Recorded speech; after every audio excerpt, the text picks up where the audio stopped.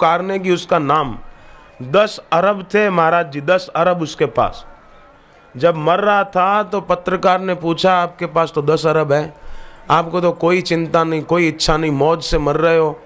अरे बोले मेरी 100 अरब इकट्ठे करने की इच्छा थी, पर हाय रे मैं 10 अरब ही इकट्ठे कर पाया और मर गया। अल्लाह कुछ भी नहीं गया। इससे तो भजन की कमाई करे, भजन की। क्यों अपनी फजेती कराए। यमराज यमदूत बोले अंत समय में कि जो धन कमाना था वो कमाया नहीं, और जो धन वास्तव में एक दिन काल से छुड़ा नहीं पाता। सिकंदर की कहानी सबको पता है कि सिकंदर मरा तो दोनों हाथ उसके जनाजे से बाहर थे।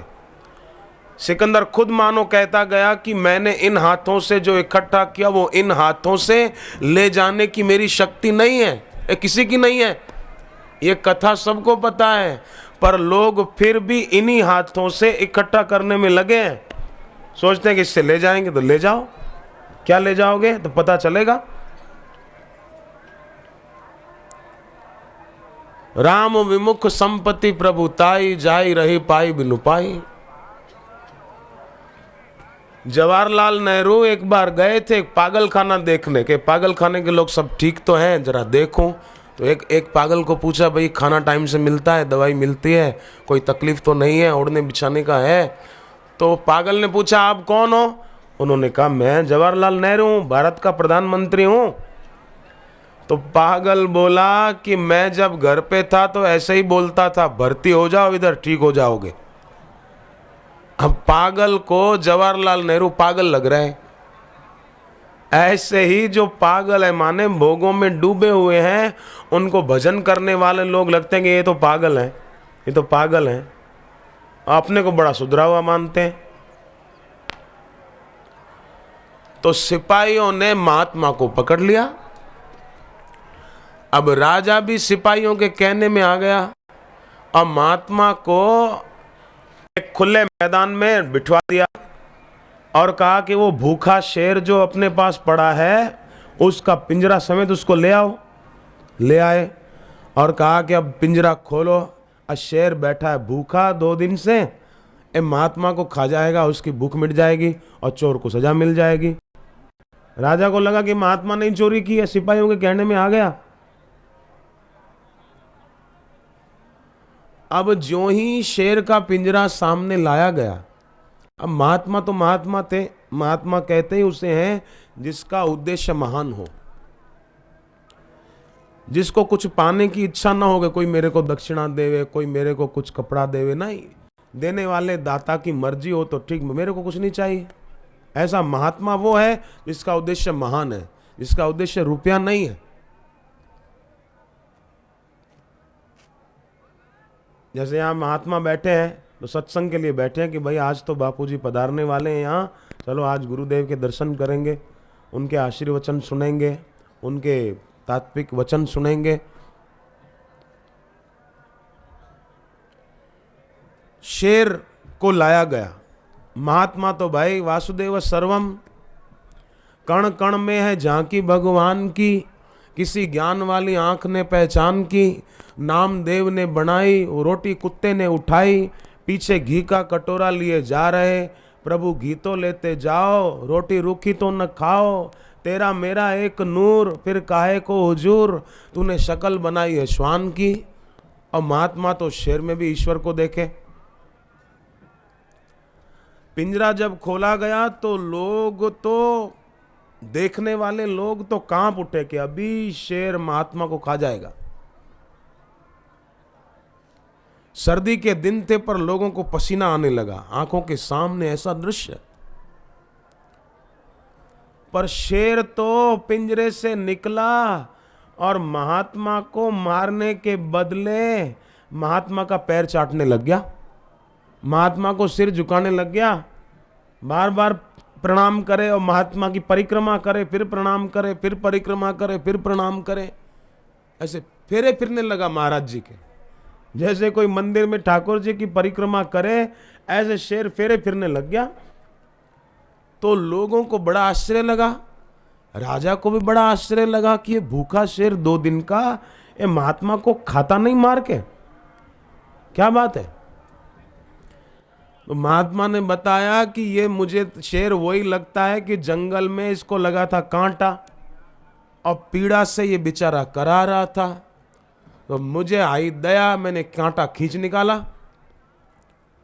तो ये वही शेर है, ये कृतज्ञता व्यक्त कर रहा है, भूला नहीं है मेरे को, और कृतज्ञता ज्ञापन करते हुए कह रहा है कि महाराज आपने मेरा कांटा निकाला, आपकी बड़ी कृपा।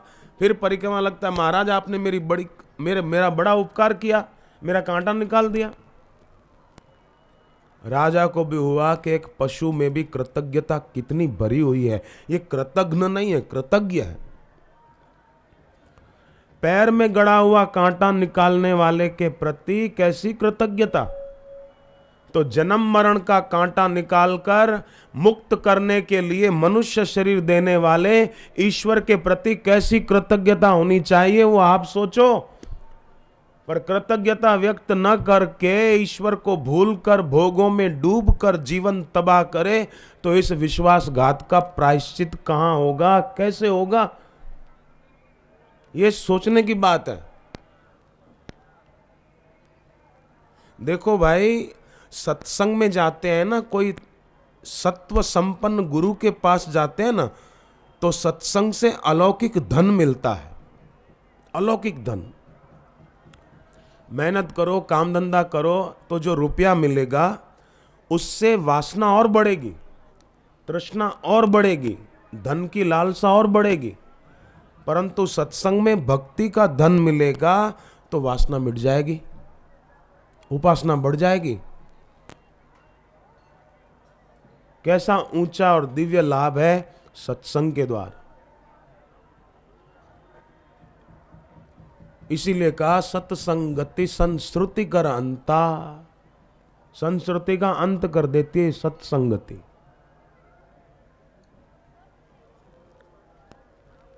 और सत्व संपन्न महापुरुष के चरणों में बैठकर सत्संग सुनना, ये तो कितनी कितनी खुशी की बात है, कितने आनंद की बात है। भगवान ने भागवत में अपनी प्राप्ति का उपाय एकमात्र सत्संग बताया है। न रोधयति माम योगः न सांख्यम धर्म एव च न स्वाध्यायस्तपस्त्यागो निष्ठापूर्तम न दक्षिणः व्रतानि यज्ञश्छन्दासि तीर्थानि नियमा यमः यथा वरुंदे सत्संगः सर्वसंगापहो हि माम। सत्संग से आसक्ति मिट जाती है, और आसक्ति मिट जाती है तो भगवान कहते हैं फिर मेरी प्राप्ति हो जाती है। तो मनुष्य जन्म ये केवल भोजन के लिए और भोग के लिए नहीं है, ये भजन के लिए, भजन के लिए। और भजन नहीं किया तो समझो देने वाले के साथ धोखा किया, धोखा ईश्वर के साथ ही धोखा कर लिया। साधारण आदमी के साथ धोखा करो तो भी दोष लगता है, पर ईश्वर के साथ करो तो कितना दोष लगेगा। सो परत्र दुख पावहीं काल ही कर्म ही ईश्वर ही मिथ्या दोष लगा वहीं, वो बाद में पछताएगा। राम जी कहते हैं पाई न जेहि परलोक संवारा, इसको पाकर परलोक नहीं संवारा तो बाद में पछताएगा। फिर ईश्वर को दोष देगा, काल को दोष देगा, कर्म को दोष देगा, देता ही रहेगा। एक नगर में बुद्ध का आगमन हुआ तो वहां एक गरीब परिवार रहता था, तो उनके घर के पीछे एक तालाब था। उस तालाब में एक बेमौसमी कमल का फूल खिला था। घर के लड़के ने देखा तो सोचा इसको 5 रुपए में बेच दूंगा। अच्छा 5 रुपया मिल जाएगा, उस जमाने में कितना बढ़िया फूल, और ऐसा फूल अभी कहीं नहीं मिलेगा, 5 रुपया तो मिल जाएगा। तो लेकर जा रहा था तो एक सेठ मिल गया। बोले भाई बेटा ये फूल मेरे को दे दे, मैं तुझे 100 सोने की मुद्राएं दूंगा, दे दे मेरे को। लड़के को आश्चर्य लगा कि मैं तो 5 रुपया की सोच रहा था, और ये सेठ 100 सिक्के देने को राजी है। कमाल है। इतने में राजा का मंत्री आया और कहा कि ये 100 सिक्के दे रहा है ना, इसको मत देना, मैं 500 सिक्के दूंगा, ये फूल मेरे को दे दे।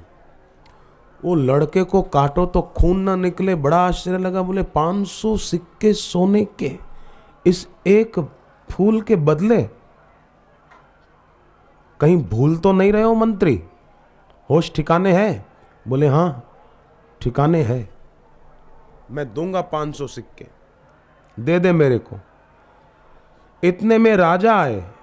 राजा ने कहा मंत्री जितना दे रहा है मैं उससे 10 गुना ज्यादा दे दूंगा, पर मुझे देना, ये फूल इनको मत देना। लड़के को बड़ा आश्चर्य हुआ कि ये इन सबको आज क्या हो गया है, इस सेठ को क्या हुआ, मंत्री को क्या हुआ, राजा को क्या हुआ है, क्या बात है। तो पता चला कि बुद्ध का आगमन हुआ है, इसलिए ये फूल सेठ भी उनके चरणों में चढ़ाना चाहता है, मंत्री भी और राजा भी, क्योंकि ऐसा फूल कहीं नहीं दिख रहा है जैसा इस लड़के के पास है। सब चाहते हैं ये फूल हम उनके चरणों में चढ़ाएं। अब वो लड़का बोला कि भाई सेठ जी, मंत्री महोदय और राजाधिराज महाराज, मैं ये फूल आप 3 में से एक को भी देने की भूल नहीं करूंगा। तो बोले ये फूल तो मैं खुद उन महापुरुष के चरणों में चढ़ाऊंगा। अरे राजा ने कहा मैं तेरे को इतना इनाम दूंगा, तेरी पीढ़ियां खाएगी, पीढ़ियां, दरिद्रता मिट जाएगी। बोले नहीं, मुझे धन के प्रति महत्व बुद्धि नहीं है, मुझे तो उन महापुरुष के प्रति महत्व बुद्धि है कि जिनके चरणों में मैं ये फूल रखूंगा, उनकी कृपा दृष्टि पड़ेगी, मेरा दिल पवित्र हो जाएगा, मेरे को भगवान की भक्ति मिल जाएगी, मेरे पाप नष्ट हो जाएंगे, मेरी वासना नष्ट हो जाएगी। महाराज उनके दर्शन मैं करूंगा, उनके चरणों में फूल चढ़ाऊंगा। अब देखो कितना गरीब था वो लड़का, 5 रुपए में राजी हो रहा था पहले, और कहाँ राजा इतना बड़ा इनाम देने की घोषणा करने लगा, तो भी उस गरीब लड़के ने राजा को देने से मना कर दिया। अब लड़का आगे, राजा मंत्री सेठ तीनों उस लड़के के पीछे पीछे कि चलो हम भी चलते, हमको भी दर्शन करने हैं। और लड़के ने ला करके वो फूल बुद्ध के चरणों में चढ़ा दिया और आंखों से आंसू बह चले। तब सेठ ने कहा कि हम इससे फूल लेना चाहते थे, बदले में 100 सिक्के देना चाहते थे, इसने मेरे को नहीं दिया। मंत्री 500 सिक्के देने को राजी था, पर उसको भी नहीं दिया। और राजा 10 गुना दाम देने को तैयार था, राजा को नहीं दिया। अब इससे पूछिए कि ये चाहता तो इसकी पीढ़ियां भी खाती रहती, माला माल होती इतने सिक्के पाकर, तो इसने क्यों नहीं बेचा फूल। तब वो गरीब लड़का आंख के आंसू पोंछता हुआ बोला कि राजा साहब, प्रेम भक्ति से ज्यादा पैसा नहीं हो सकता, दुनिया भर की संपदा भक्ति के आगे तुच्छ है, श्रद्धा प्रेम के आगे तुच्छ है। मेरे दिल में बुद्ध के लिए श्रद्धा थी, मैंने सोचा कि ये संपत्ति तुच्छ है, श्रद्धा मुख्य है, क्यों न मैं उनके चरणों में अपने हाथ से चढ़ाऊं। तब बुद्ध ने कहा कि देखो ये लड़का पढ़ा लिखा नहीं है, परंतु वास्तव में सच्चा विद्यावान है। ये इसके जीवन में महत्व बुद्धि धन के प्रति नहीं है, भगवान के प्रति है। संसार में लोगों ने पैसे को मुख्य माना है, समय को मुख्य नहीं माना, इसलिए अपना समय पैसे को मुख्य मानकर गंवा रहे हैं, गंवा। और अंत में हाथ क्या आता है? हाथ क्या आएगा? जिन हाथों से इकट्ठा किया है वो हाथ यहीं जल जाएंगे। मुसलमान ईसाई होगा तो गल जाएंगे, कब्र में गाड़ देंगे तो गल जाएंगे, हिंदू है तो जला देंगे तो जल जाएंगे, नहीं तो गल जाएंगे, और क्या होगा। तो बुद्ध ने कहा कि ये लड़का सच्चा विद्यावान है। भिक्षु ने पूछा एक शिष्य ने, कैसे? बुद्ध बोले कि विद्यावान वही है जिसे श्रेष्ठतर मूल्यों का बोध हो, जो निम्न मूल्यों को श्रेष्ठ मूल्यों के लिए समर्पित कर सके। कितनी ऊंची बात है ये। वो 500 सिक्के दे रहा था, राजा 500 का 10 गुना देना चाहता था, परंतु उस लड़के ने निम्न मूल्यों को श्रेष्ठ मूल्य के लिए समर्पित कर दिया कि नहीं नहीं, मैं तो खुद उन गुरुजी के चरणों में चढ़ाऊंगा, उनका आशीर्वाद पाऊंगा। परंतु आज सारी शिक्षा निम्नतर मूल्यों को आगे रख रही है। डिग्री पालो, ये बन जाओ, ये बन जाओ, रुपया कमा लो, बस समय बिता दो, जीवन पूरा कर दो। क्या, क्यों लोगों को ये बात समझ में नहीं आती। हमारे पर भगवान की कृपा है हम सब पर कि प्रयाग तीर्थ में सत्संग की जगह पर आकर बैठने का अवसर मिला। भगवान ने ऐसी प्रेरणा दी कि चलो भाई सत्संग में जाएं। लोग तो क्षुद्र के लिए विराट को खोने को राजी हो गए। हमारा सौभाग्य है कि हम विराट की खातिर क्षुद्र को एक तरफ रखकर सत्संग में आकर बैठे। भोगी आदमी क्षुद्र को किनारे रख देता है और विराट को किनारे रख देता है, सत्संगी क्षुद्र को किनारे रख देता है। नहीं, पैसा मुख्य नहीं, भगवान मुख्य। चलो सत्संग में जाते हैं, बैठते हैं, सुनते हैं, थोड़ा जप करते, थोड़ा मौन रखें, थोड़ा शरीर को कष्ट पड़ेगा, कुंभ में चलना पड़ेगा, गाड़ियां सब अंदर जाने नहीं देते, तो चलो भाई कोई बात नहीं, अपन तपस्या मान लो, पर चलो सत्संग में। शरीर के लिए आत्मा बेच रहे हैं, उनको भोग सुख के अलावा दूसरा कोई सुख दिखता ही नहीं है। ऐसे भोगी लोगों के चित्त में व्यर्थ के सिवा सार्थक का ध्यान ही नहीं। तो क्या ऐसे आदमी को विद्यावान कह सकते हैं क्या? आप बताओ। व्यसनेन च मूर्खाणाम निद्रया कलहेन वा। मूर्ख आदमी व्यसन करने में और झगड़े करने में और नींद करने में अपना समय गंवा देता है। कुछ लोग पहाड़ी पर गए घूमने के लिए, वो इको पॉइंट था, इको पॉइंट। वहां जाकर वो लड़के कुत्ते की आवाज निकालने लग गए, कुत्ते की आवाज। एक लड़का बिल्ली की आवाज निकालने लग गया। प्रतिध्वनि आ रही थी ना, इको हो रहा था, तो उनको मजा आ रहा था। तो बैठे थे एक महात्मा, आप जैसे कोई महात्मा बैठे थे। महात्मा ने कहा, भैया बात सुन, ये यहाँ इको पॉइंट है ना, तुम जो जोर से आवाज करते हो वो फिर कई गुनी होकर सुनाई देती है प्रतिध्वनि। तो तुम यहाँ कुत्ते की और बिल्ली की आवाज निकाल रहे हो, उसमें राजी हो रहे हो। उससे तो अच्छा था कि यहाँ खड़े होकर तुम जोर जोर से राम राम राम, हरि हरि हरि, माधव गोविंद, हे प्रभु हे नाथ, ऐसा करते तो प्रतिध्वनि कैसी गूंजती। और तुमको कुत्ते की आवाज करने की सूझी, और कुछ सूझा नहीं। अब बिल्ली की आवाज करने की सूझी तुमको, कैसी तुम्हारी बुद्धि है। लोग संसार में आकर उन लड़कों जैसा ही कर रहे हैं। कुत्ते पालते हैं, कुत्ते साथ में रखते हैं, बिल्लियां पालते हैं, परंतु गाय नहीं पाल सकते। फालतू बातें बोलेंगे पर भगवान नाम नहीं बोल सकते। तो जीवन भी एक प्रतिध्वनि का केंद्र है, पूरा जीवन इको पॉइंट है, जैसा देंगे वैसा मिलेगा। इसीलिए क्यों ना हम ऐसा कुछ करें, किसी से बात करें तो भी भगवान का नाम, और भगवान का नाम भी गुरु के मुख से दीक्षा में मिला हो तो कल्याण हो जाए।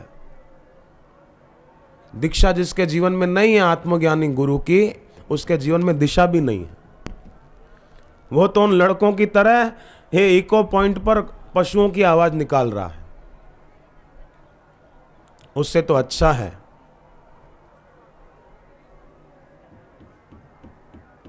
भर्जनम भव बीजानाम अर्जनम सुख संपदम तर्जनम यमदूतानाम राम रामेति गर्जनम। आदमी चाहे तो भवरोग को मिटा सकता है, भव के बीज को मिटा सकता है, जन्म मरण होवे ही नहीं। आदमी चाहे तो सुख संपत्ति का अर्जन कर सकता है, सच्चे सुख का, दैवी संपत्ति का। तर्जनम यमदूता नाम, यमदूतों के पास से छूट सकता है। अजामिल छूट गया। राम रामेति गर्जनम, भगवान के नाम की गर्जना करके चलते फिरते भी भगवान नाम की गर्जना की जाए। क्यों ना एक दूसरे के प्रति मन में सद्भाव रखा जाए, कितना अच्छा होगा।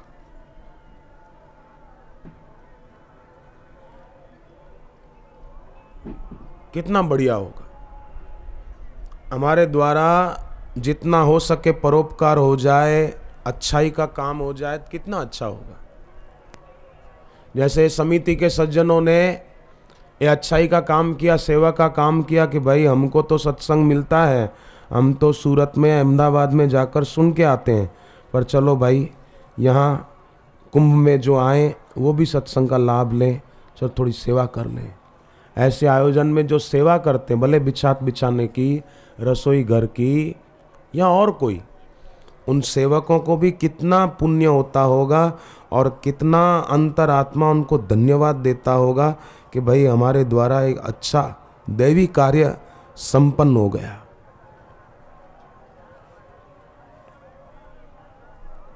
एक जगह गुरुदेव का सत्संग था, सब लोग राजी राजी हो रहे थे कि आज तो भाई सत्संग होगा, हम भी जाएंगे। पर एक आदमी घर पे बैठा बैठा रो रहा था। पत्नी ने पूछा क्यों रोते हो? बोले मेरे को साइटिका की बीमारी है, मैं तो नीचे बैठ नहीं पाऊंगा, इसलिए मेरे को दुख हो रहा है कि मैं सत्संग नहीं सुन पाऊंगा। तो पत्नी ने कहा कोई बात नहीं, आप एक काम करना, पंडाल में पीछे ही खड़े होकर गुरुजी के दर्शन कर लेना और लौट आना। तो उसको लगा क्या ये बात ठीक है। वो लकड़ी का सहारा लेकर आए, पीछे खड़े रहे। जब बापूजी पधारे तो उन्होंने सत्संग सुना, तो जाने की इच्छा नहीं हुई। आखिरी में ही वो पंडाल में बल्ली लगी थी न, उसका सहारा लेके बैठ गए। सत्संग जब पूरा हुआ, खड़े हुए जाने के लिए, तो खड़े होते समय लकड़ी का सहारा बोले मेरे को लेना ही नहीं पड़ा, ऐसे ही मैं तो खड़ा हो गया और साइटिका का रोग ही उसके बाद मिट गया, पता ही नहीं कहां गया। ये बिल्कुल बनी घटना सुना रहा हूं, कहानी नहीं है। सच्चे संत जब बोलते हैं तो सामने वाले की भलाई का संकल्प करके बोलते हैं, सुनने वाले का मंगल होता है, सुनने वाले की भक्ति बढ़ती है सत्संग सुनने मात्र से। तुलसीदास जी कहते हैं सब कर फल हरि भक्ति सुहाई, सो बिनु संत न काहू पाई, अस विचारी जोई कर सत्संगा, राम भक्ति ते ही सुलभ विहंगा। उसको भक्ति सुलभ हो जाती है जो सत्संग में जाता है, और भक्ति सब सुखों की खान है। तो क्यों ना ऐसी भक्ति पाने के लिए बार बार सत्संग में जाकर बैठा जाए।